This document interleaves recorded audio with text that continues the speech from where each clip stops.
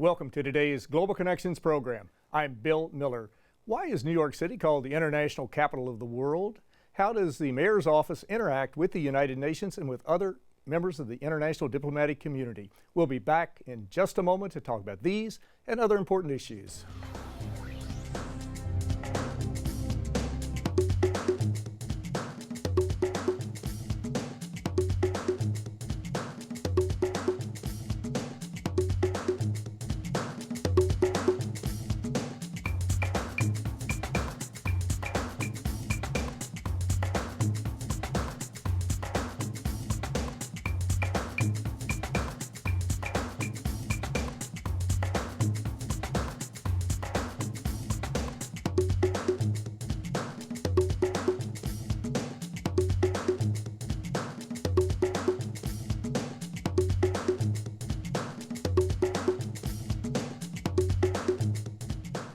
Welcome back to our program. Today we're going to take a look at New York City and the really multitude of international linkages it has, not only from the United Nations, but through the international diplomatic community, as well as many, many people from other parts of the world who live in the city and in this area. My guest today is an expert on all of these issues. My guest today is the Commissioner of the Office for International Affairs, Ms. Penny Abeywardena. Ms. Wardena previously worked as the Director of Girls and Women Integration at the Clinton Global Initiative. She's been in her position with the Mayor's Office for well over a year now.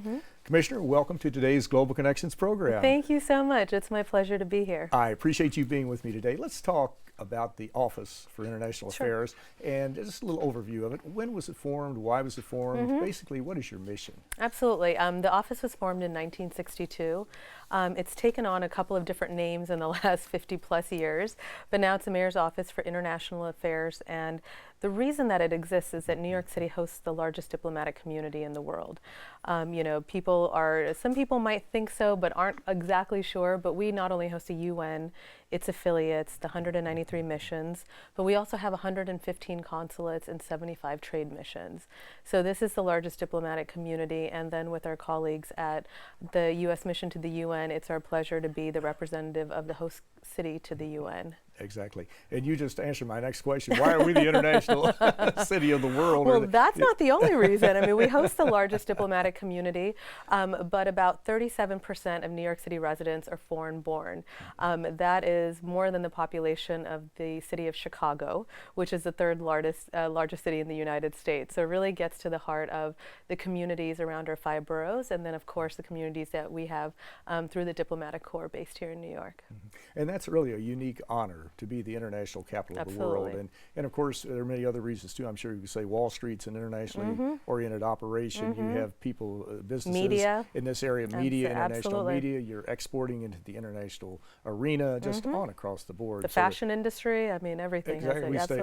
We could tick them off exactly. for an entire hour or two, probably. But it's extremely prestigious to be the international capital of the world. It's very important, and it's also one that it brings a tremendous strength, I think, to the city of New York. Absolutely. And you are involved in a variety of different activities. I went to your website, and just to mention a few of them, we can talk about them, and talk about how you interact with the United Nations, with the international community, with other international operations within the city. But you have what's called you're promoting the city's equity agenda. What exactly is the equity agenda? Absolutely. So this is the core of Mayor de Blasio's administration, and on Earth Day earlier this year, we launched One NYC, which is our development plan for the next 20 years for New York City that really looks at resiliency and sustainability, but through an equity lens.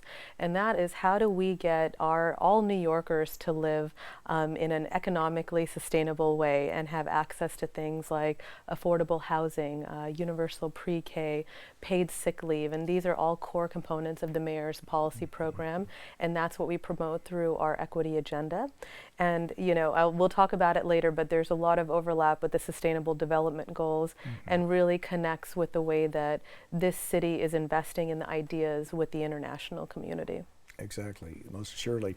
And of course, one of your main purposes is to link with the diplomatic consular community in this area. How do you do that? You don't have a massive office, I'm sure, but you're talking about hundreds of players involved in this. But how do you do that? What are some of the examples of how you do interact with them? How do we connect? One of the important roles that this office plays, we're here to serve the diplomatic community, and we want to ensure that New York City is open to diplomats that are visiting or based here for long periods of time. And so we actually do we make connections with delegations, but also diplomats that are based here with our city leadership. So what my office tries to do is open up New York City to the diplomatic community, to the international community. We don't want to be a bottleneck. We make introductions, we're the connectors, and then we welcome those relationships to grow. So that's one way. We also administer the infamous parking program, which we are very happy to do. It's a very important part of hosting the largest diplomatic community here. So and these are all the operational pieces that are key to supporting the diplomatic community. The parking program, diplomatic incidents, security issues. Of course, we'll talk about the UN General Assembly later, but those are the ways in which we make sure we're connecting the diplomatic community to New York City. Additionally, what the mayor had brought me on to do and how we've built out this office is how do we create a global platform from which we promote what's working in New York City, but also learn and engage the diplomatic community in an exchange of best practices. How do we have lessons learned? How do we bring ideas that are working elsewhere here, and how do we export what's working here to other cities? So this is really a partnership, ideas, collaboration focused office. Exactly. We can certainly learn from one another. And Absolutely. Perhaps what they're doing in Tokyo or Rio de Janeiro or wherever the case might be can be of assistance here and vice versa. That's exactly right. Are there any examples that come to mind of best practices of things that you're doing differently that perhaps were suggested by diplomats from other countries, or perhaps suggestions you made to folks that they could take back to their own countries? Absolutely. What comes to mind right now, and it's been in implementation for a while right now, is Vision Zero. That's the mayor's vision to reduce pedestrian deaths. Vision Zero is a program that we replicated from Sweden, and it has resulted in 2014 in the lowest number of pedestrian deaths in New York City in decades. And so just shows it's something that we had learned, from another country. We were able to bring back. Sweden as a country is as large as New York City. So there was a really great opportunity to learn and implement what had worked there here in New York City. Core to the mayor's equity agenda has been our program around municipal ID. That is to ensure that all New York City residents, irrespective of their documentation status, have access to an ID card that allows them to access city services, pick their children up from school, access medical services. And that's one of our ways of dealing with our immigration situation here while the federal government is still trying to figure it out. And what has been really interesting is in our conversations with Paris and Mayor Anne Hidalgo, obviously they're dealing with similar problems. They are now in the process of replicating the municipal ID program in Paris. So it shows how we've taken ideas like Vision Zero, implemented here, implemented programs here that have worked, and now other cities are taking it on. So again, it's that ideas exchange that we're very excited about. Exactly, most surely. Now, obviously, anytime you have people within the community, people who are born and raised in New York or whatever, people coming from other areas, at times there are emergencies you have to deal with and to help people. You're involved in that at your office. Do you help people when they have an emergency situation or some unexpected disaster that might happen to the diplomatic family or whatever the mission or whatever the case may be? My office has a very close relationship with NYPD, the fire department, the Office for Emergency Management, and we want to ensure that the consulates and the missions and the UN are able to reach the appropriate city agency to be able to handle questions like that.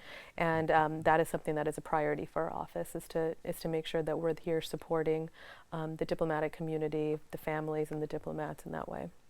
One concept that we have heard about for years and years is in international law is diplomatic immunity. And of course that's very important for U.S. diplomats and other post overseas and vice versa. Explain first off, what is diplomatic immunity and how does that tie into what you do? Diplomatic immunity allows diplomats to function here in a way that allows them to do the work of their country that doesn't necessarily hold them to the same sort of legal understandings that we may have. What we do is we work very closely with the Office of Foreign Missions, whether it's for consulates or with the host country at the State Department, And it has been very important in ensuring that diplomats are able to live by the diplomatic immunity that they have here. And if they ever, are to cross the line, we work very closely with the State Department to ensure that we're also taking care of our New Yorkers. So it is a very, it's a diplomatic situation. We have to be very careful how we do it, but it is something that we as Americans appreciate that we have when we're on the ground in other countries. And so it is a very, sensitive area to negotiate, but it's one that we work very closely and well with in terms of the State Department.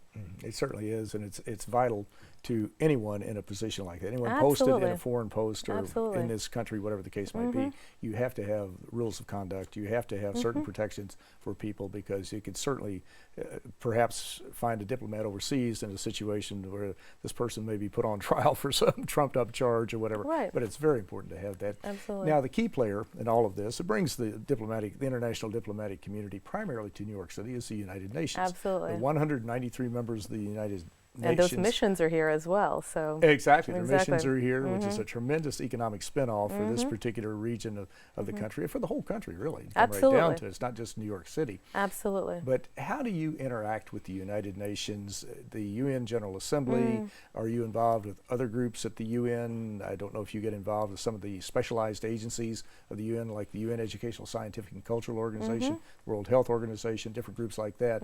But how do you interact, and what are some examples of some recent interactions with the United Nations? The UN is a core partner not only for my office but for this administration. The Secretary General and Mayor de Blasio have met a number of times, and that's a relationship that is really built on core values. Again, the One NYC and the Sustainable Development Goal overlap. But we have spent the last year working very closely with the UN on a number of different projects. I talked about municipal ID. One of the things that has been very important to me in my office is reaffirming to the UN and UN delegates that while you might be a UN delegate, you're also a New Yorker. And so we hosted a pop-up registration site for the municipal ID on UN campus for 2 weeks around July 4th last summer. We had over 2,000 UN delegates from translator services to security services to ambassador power signing up for their municipal ID. The Secretary General signed up, and it was just very important to let the UN know that New York City is open for them. So that's a direct partnership. Our Department of Parks has worked with the UN and helped launch the food garden that is right outside the UN right here. And so there have been a number of different partnerships that have focused on how city agencies and this office interact with the UN. Something I'm particularly excited about are two things that are brand new. On UN Day for the 70th anniversary, we launched New York City Junior Ambassadors. This is a program for 7th graders around New York City and the 5 boroughs for their teachers to think about the UN in different types of curriculum. The winning teachers and curriculum, their classrooms will have a special relationship with the UN. Kathy Calvin from the UN Foundation, the speaker, the City Council speaker, Melissa Mark-Vivirto, sits on the selection committee, but it's an opportunity to really connect New York City young people, and at a very important age, that 7th grade age, with everything, this opportunity that the UN and the global community allow. So that's one program that we've launched in partnership with the UN.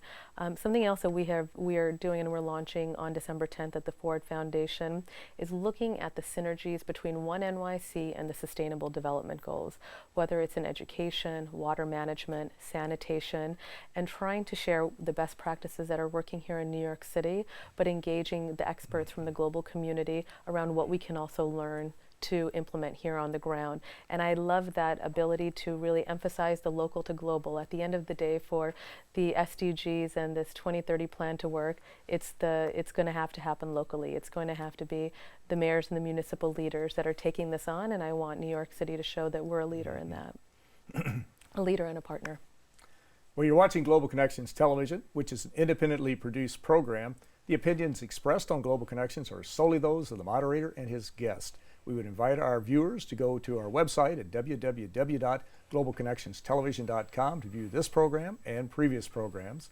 Also, if you have suggestions for future topics and guests, please let us know. Today we're taking a look at the international capital of the world, New York City, and the key player in New York in creating the international capital of the world, the United Nations. My guest today is an expert on both of these issues. My guest today is Commissioner Penny Abeywardena, who is the Commissioner of the New York City Office for International Affairs. Commissioner, we're talking about, I'm glad you brought up Sustainable Development Goals. I've been wanting to get into those, and now we can do it. Absolutely. The Sustainable Development Goals were just adopted by the UN General Assembly. That's right. The 193 member states of the UN, and they are building really on the Millennium Development Goals, the That's 8 right. Millennium Development Goals that were carried through for the last 15 years, from 2000 to 2015, and now from 2016 through 2030, we have this development agenda. And of course, to eliminate poverty, to have zero hunger, to empower women, to combat climate change. These are so critical, and literally tens of thousands of non-governmental organizations, faith-based groups, service clubs, Rotary International, Lions, on across the board will be involved in helping to achieve And these New York goals. City. And New York City. Yep. So tell us a little more about what you're doing in that area. Absolutely. When I look at a couple of, so when you think about education and empowering women, one of the first programs that this mayor implemented was universal pre-K. We've in the last year and a half put more than 54,000 4-year-olds to school that otherwise wouldn't have. That directly results in savings to families, largely to women. Paid sick leave, affordable housing, all of these get to the core of how do we achieve equity, addressing income inequality here in New York City. But I think there are a number of lessons to be learned, again, in the areas of water management, sanitation, resilience. You know, we had Sandy just a couple of years ago. We got hard and we learned a lot. We got hit hard and we learned a lot of lessons from that. We're rebuilding strong, and there's a lot of things that we can share from what has happened here. But I think what is really important in this engagement with the UN around the Sustainable Development Goals is also, to a certain extent, a humility that New York is putting out there, because we want to learn from the global community. It doesn't matter in what community, what context, but there is an opportunity. You know, New York City is so varied. We have 5 boroughs. We have some of the wealthiest neighborhoods in the nation, and we have some of the poorest neighborhoods in the nation. And that allows us to really engage, I think, this international conversation in a unique way. And this administration has been very, very committed to creating this conversation with the international community. And you've factored in the 17 goals and 169 target areas, I guess. Well, not all of them. We're getting there, and we're working on it. There. But we're also in progress with the UN. We're in the process of watching as a process for the indicators to be set as they come together. So again, we're launching our series around One NYC and the Sustainable Development Goals on December 10th. But this is going to be an ongoing conversation, at least through the end of my tenure, which is going to be end of December 2017. And it'll be interesting as the UN starts to create its plan. How are we going to be able to engage the details that happen? I will say something that we're very excited about, and we'll talk about on December 10th, is we've been working on our One NYC and the implementation for 6-8 months now. But going into it, something that was very important is how do we hold each agency, all of our leadership, to account for the commitments that are being made? How do we actually have accountability for the success of One NYC? And so we've started that process, and I think there's an ability for us to share some of that with the UN as well. So again, this is just part of an ongoing conversation. Exactly. It's very appropriate you mentioned December 10th, Human Rights Day. Yes, it is. Because these goals that we were talking about, Sustainable Development Goals, deal with human rights. And it's going to be focused on freedom, which is something that we'll be participating in. Exactly, it's very true. Now, you get a lot of high-level dignitaries every year, especially for the opening of the UN General Assembly. And this year was a big year. Was it ever?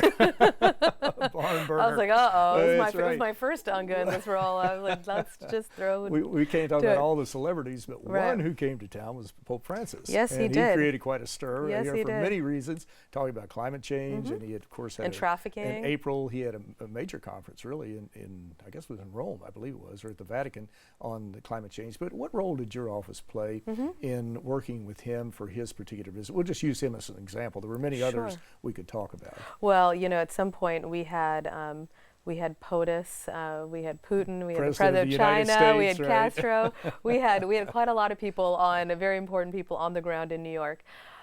So there was a very important conversation that summit that the Pope hosted during in July at the Vatican that the mayor and I attended was on climate change and the impact that it has on trafficking, which is a very interesting but key connection that he makes from the impact of climate change on the poorest communities.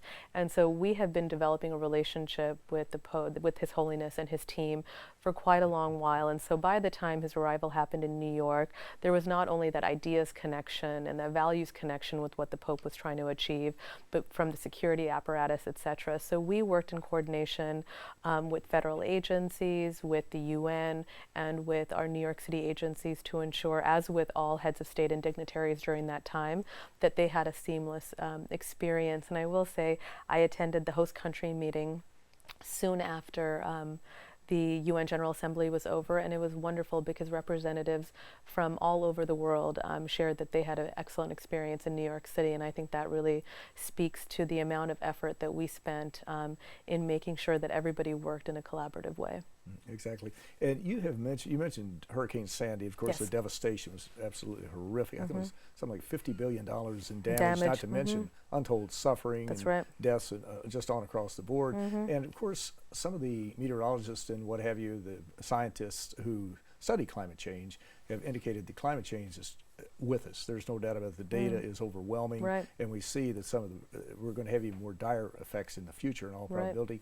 Is this climate change, is this factored into just about all of your discussions throughout all of the Throughout the agencies? I city? know you don't represent all the agencies, No, but absolutely. you get that feel that it's really a high priority, perhaps the number one priority or close to it? Well, you know what, it's hard to say, and it's I was just at a luncheon where Gro Brundtland was speaking, and she said, you know, you can't have climate change as what somebody else does. It has to be interwoven, and that's why it was really important for me to talk about One NYC, and this is our sustainability resiliency plan for New York City, but we're weaving in equity because you can't separate the two. You can't separate how do we build a resilient, sustainable New York City without thinking about the way that economic empowerment plays into that. And so it is a priority, but it's a priority as are the other priorities. We just work with them all together. There is a extraordinary group of men and women that are in leadership that are working on these issues and definitely thinking about how we're going to build back stronger and how we are building back stronger. Exactly. And you've been involved with a lot of these very high-level people, very really remarkable people, who are world leaders. Absolutely. Is there some event or some world leader, I mean, you could probably come up with a whole list of them. Is there some interaction with the Secretary General Ban Ki-moon or some other Sure. person that is really very memorable and really you will remember for the rest of your life? I will. We've had excellent interactions with Secretary General Ban Ki-moon, but one of my favorite moments in terms of a memorable moment is we honored him with our Upstander Award. So October in the U.S. is Domestic Violence Awareness Month, and our office, the New York City Office to Combat Domestic Violence, honored the Secretary General and Madam Ban as upstanders for the incredible work that they've done through their UN leadership, but also their historic leadership on empowering women, addressing violence against women. And the event was at one of the oldest hospitals in New York City up in Harlem. And the Secretary General came, and he was so humble about the fact that he was receiving this reward, but he gave one of the most impassioned calls to action during his speech, and there was just something really incredible about having the UN Secretary General up in Harlem in one of our proudest spaces, talking about the importance of women and safety, addressing domestic violence, and of men and boys speaking up. And it was great, and the mayor gave him a standing ovation, and it was a raucous crowd, and it felt like he was a rock star. A rock star. It was great. It was Exactly. wonderful. It was just one of those moments I'll remember forever because he is such a humble, quiet man that to see him give this impassioned call to action was extraordinarily moving for me.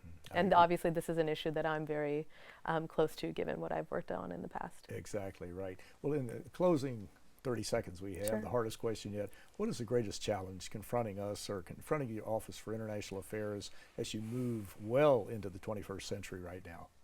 That is a great question. I think the primary challenge for me in moving forward is I think the diplomatic community understanding what this city can offer them. And so how do we bridge that gap? And then on the other side, how do we demystify the UN and the diplomatic community to New Yorkers?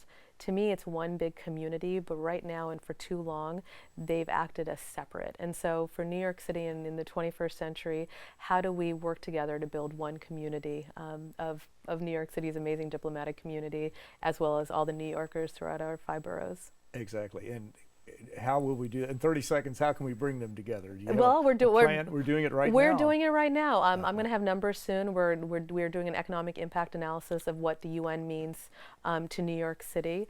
But this past UN General Assembly, I had cabs and ads and on TV, but also some op-eds that were written about the value that, there's a lot of traffic during this time.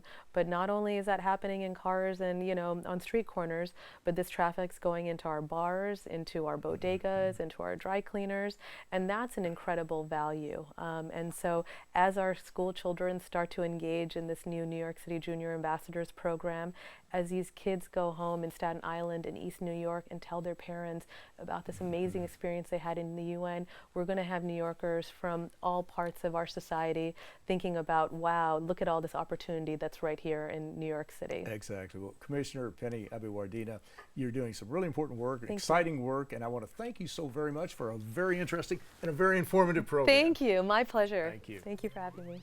I am Bill Miller. Thank you for joining us today on Global Connections Television.